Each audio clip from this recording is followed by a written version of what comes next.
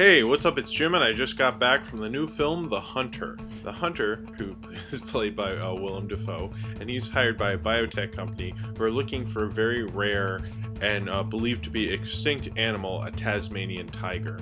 They send Willem Dafoe to get skin samples and all the organs and blood samples and all this so they can research, because no one has been able to. There actually hasn't been one sighted since the mid-1930s. It's very rare, and so he goes off into the Australian wilderness while living with his family who have secrets of their own, and he goes into the wilderness to find them. He's led by Sam Neill, who he eventually ditches and is kind of like, you know, his worst enemy, but in like that sneaky way.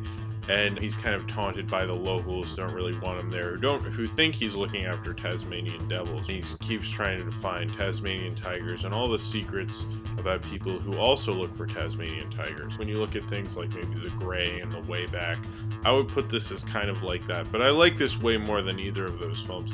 It has a very good story. The plot of the film itself is very strong because it's kind of simple. Like, he comes to this house and he goes off into the woods for a few days, and then he comes back.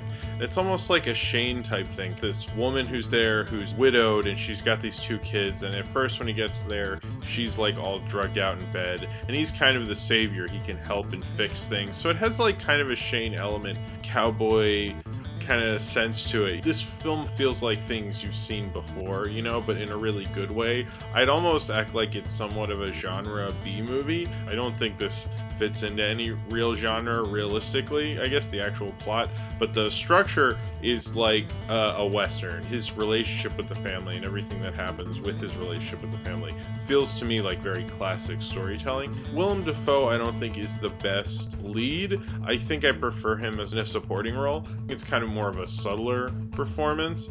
I don't really like that necessarily from him, but I thought he did a really good job doing the lead. It's almost felt like, you know, Steve McQueen or, you know, a big action star would do it, and he pulled it off pretty well, I think. He's like this big loner. He can do everything on his own. I think they say that at the beginning. They say something like, you know, you don't need anybody. This like quiet, stoic, you know, do everything himself kind of guy. It's really gorgeous, and I loved seeing some of those locations. I feel like the director didn't really he did a good job telling the story, that's fine, but he didn't have much aesthetics to him, you know? It's like there's no, he could have been anybody. This felt very studio directed.